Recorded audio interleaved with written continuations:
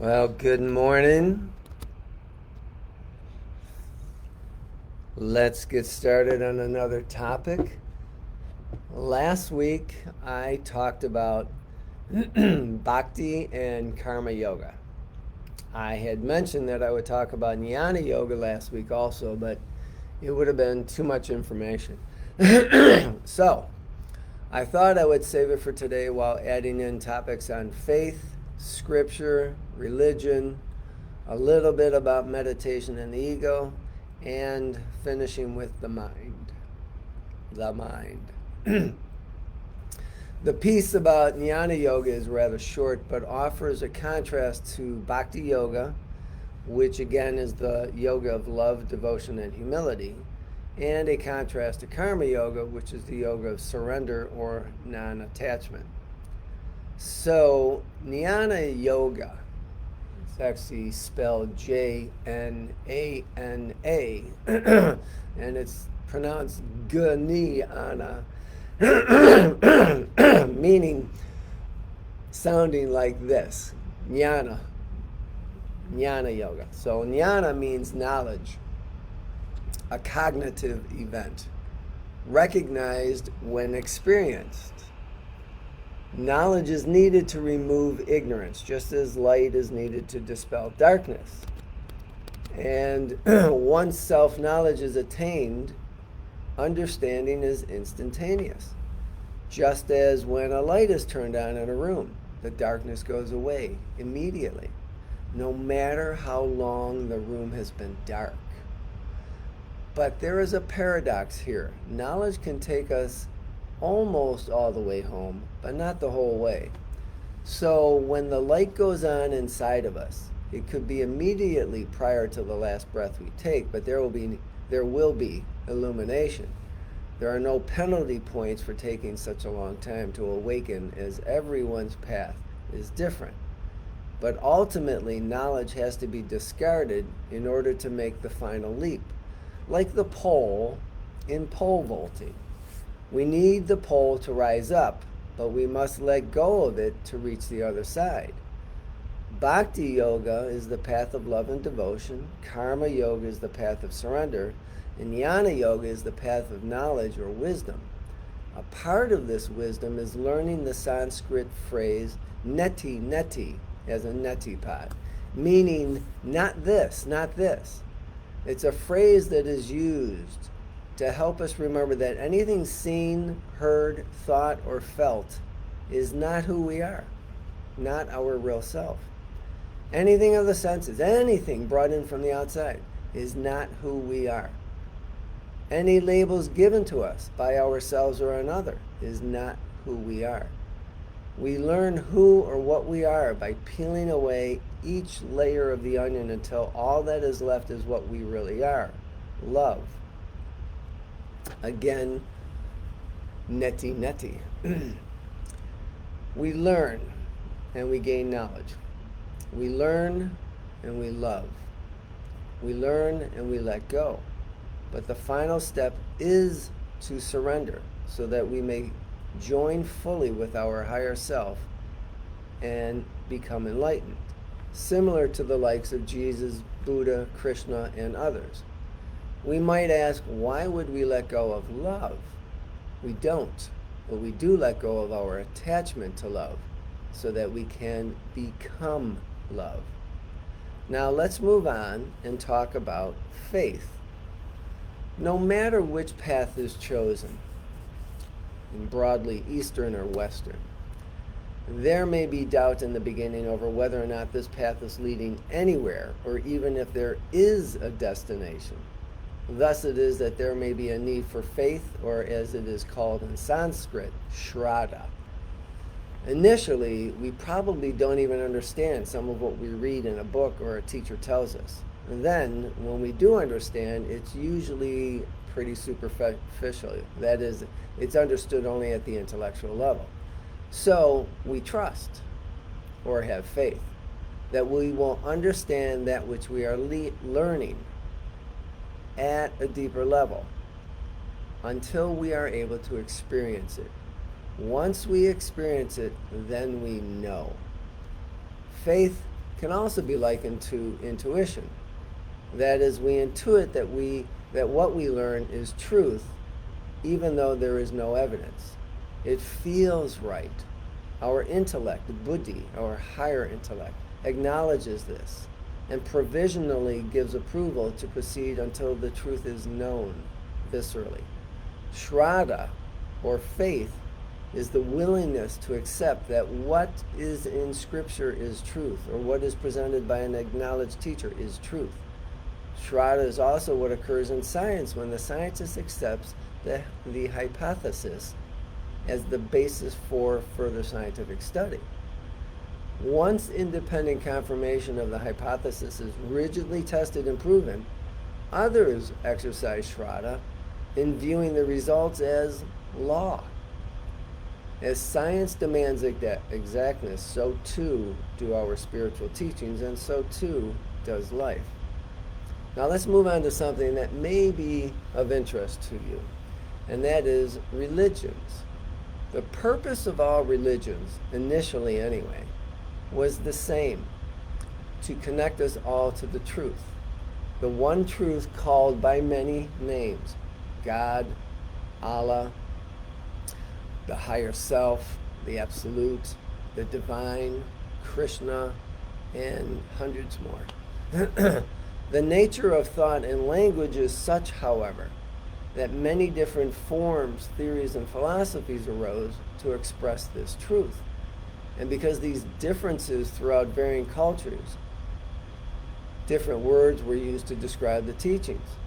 But then as people learned the religion they were born into, while other people learned the religion they were born into, and the words used were different for one group versus another, the teachings were taken as gospel by each individual group amongst all the different groups. So vast numbers of people believed they were different from equally vast numbers of people. And that continues today. And everyone believed and believes that what they were taught is right. So it must stand to reason that what others were taught is wrong. Distortions arose and became exaggerated. Conflicts occurred. Wars broke out, still going on today, simply by virtue of believing in the teachings of one religion versus another, each one claiming to be the truth. Kind of silly. To the point where most religions today, if not all, are now quite dogmatic. Now, as a side note, this is one reason why both Advaita Vedanta and A Course in Miracles are not religions and will not become religions, nor will they be conducted in the same way religions are, that is, in a church setting with large gatherings of people. The purpose of religions initially was to help the seeker discover the truth for him or herself at the individual level, not in large gatherings. As Nisargadatta said, what is religion? A cloud in the sky. I live in the sky, not in the clouds, which are so many words held together. Remove the verbiage and what remains? Truth remains. In other words, he was saying, remove the clouds and we are left with the purity of the sky. To him, clouds were like words. Why are we all talking? They're very confusing, and they're used mainly to express competitiveness. So now let me mention something about Scripture. Scripture exists to provide guidance and act as an incentive to discover truths for ourselves this lifetime, not the next. And now on to the subject of meditation and the ego. Meditation has been a very popular subject for the past 15 or 20 years, if not longer. And it purports to address physical, mental, emotional, and even spiritual imbalances. And it is here that we're going to talk about the ego a little bit, as quite honestly, there is no such thing as a spiritual imbalance. The ego is in balance, not the spirit, nor your spiritual life, nor your spiritual self. One's spiritual life is spiritual. It is already perfect and already truth. Simply, the ego is that which has the problem, not one's spirit or spiritual life. But then again, the ego has a problem with everything. That's its nature. So do not be deceived into believing your spiritual life is suffering. It is the ego that is the source of suffering, and it projects suffering onto every aspect of our lives. But one of the benefits of meditation is the abolition of the ego. Meditation is good for the mind just as exercise is good for the body. Regarding the truth of who we are, we become aware of such truth via meditation, but we must recognize that nothing causes that. Otherwise, we would imagine that we, the ego part of us, caused it to be. We would develop pride in that accomplishment, which defeats the means to invalidate the ego in the first place. We don't cause the truth, and we will never cause it because it cannot be caused, because it already is, and it is who and what we are. We are spirit, truth, perfection, life, light, and any number of other adjectives. There is no cause in that, as it was given us by the divine creator, which has no beginning and no end, thus there can be no cause. Additionally, our senses are bombarded from all sides, and our attention is always bouncing from one thing to another. So our senses and our mind are in constant turmoil with perceptions and thoughts vying for attention. First one achieves dominance, then the other, and it keeps flip-flopping. It's our normal state of existence, like a ping pong ball. Yet most of us think nothing of it. We think the ping pong tournament going on in our heads is normal, but it's not. If we could learn to focus in on only one thing and bring our attention to a desired focal point every time we are distracted, eventually the noise or chatter would begin to subside. Eventually there would come a time when the only thing on the mind is that which we choose to have in mind. Other input may attempt to enter, but the discipline is such that the only thing thought is that which is chosen. Once this state is attained, and that takes a lot of practice, this ability to hold a single point of focus can then be transcended. What remains is silence, peace, and stillness, a truly meditative state in which only peace resides.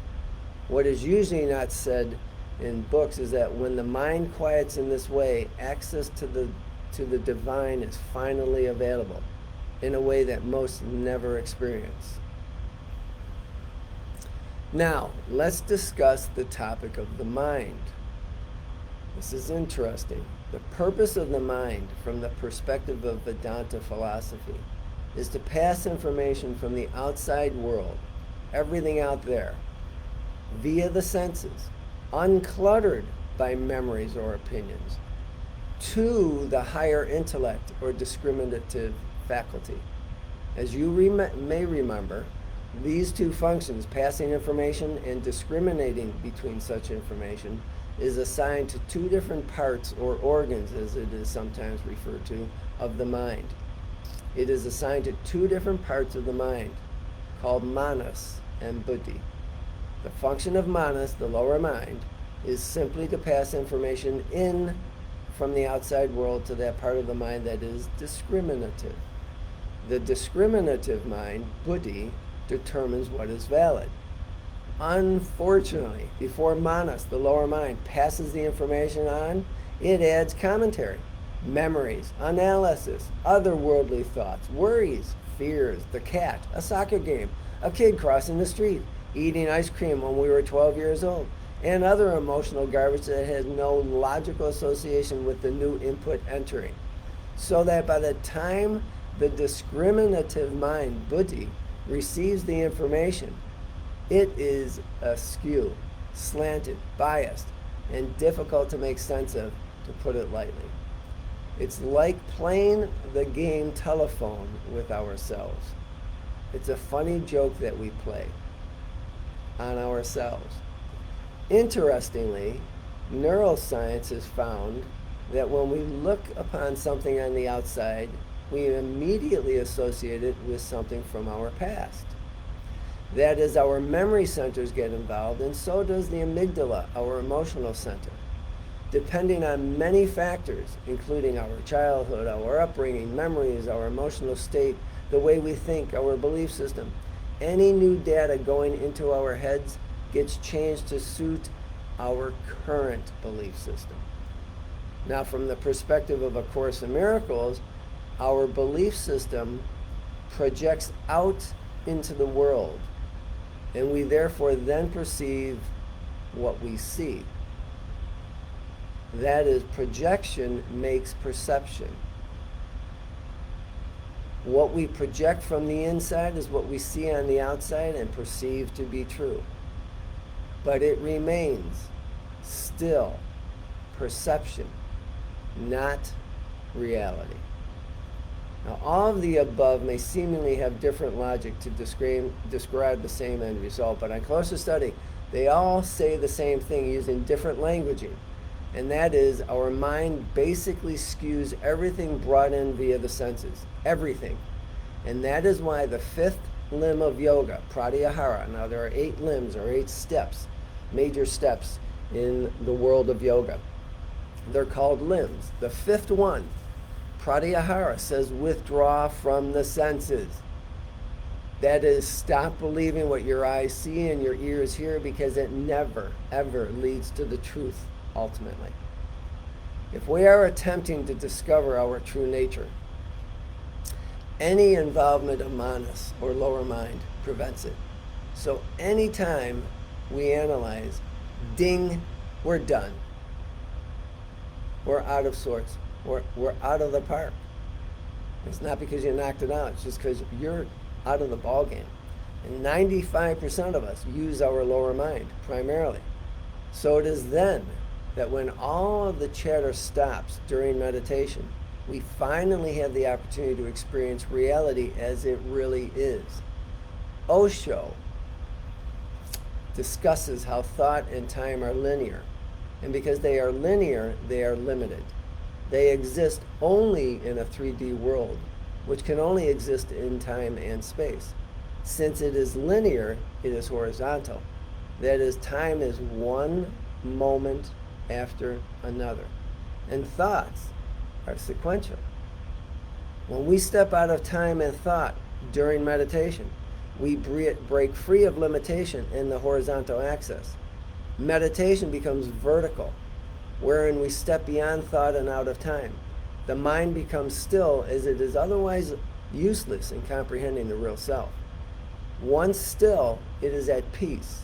And as previously noted, peace of mind allows the opening to occur for us to consciously meet divinity, our higher self. That's it for today. Take some time to meditate and contemplate and ask, that is, demand, that Spirit join with you in your quest for enlightenment. We are all different. There will never be a universal philosophy, but there will be a universal experience. The experience of full realization as we meet our real self, the divine. Thanks for your time, everyone. Enjoy this beautiful day. I'll see you next time.